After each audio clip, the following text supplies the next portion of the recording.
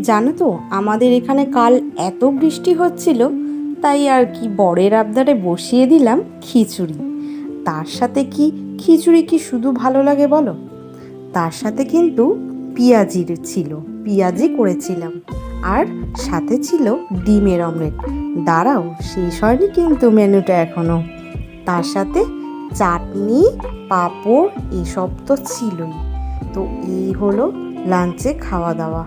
তোমাদের কার কার বাড়িতে কাল খিচুড়ি হয়েছিল সেটা অবশ্যই জানাতে কিন্তু ভুলো না।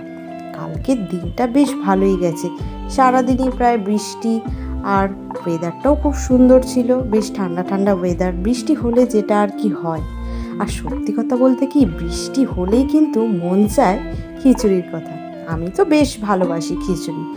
তোমরা কে কে ভালোবাসো আমারই মতন এই খিচুড়ি? এখানে সমস্ত কিছু আমি লাঞ্চে দিয়ে দিয়েছিলাম।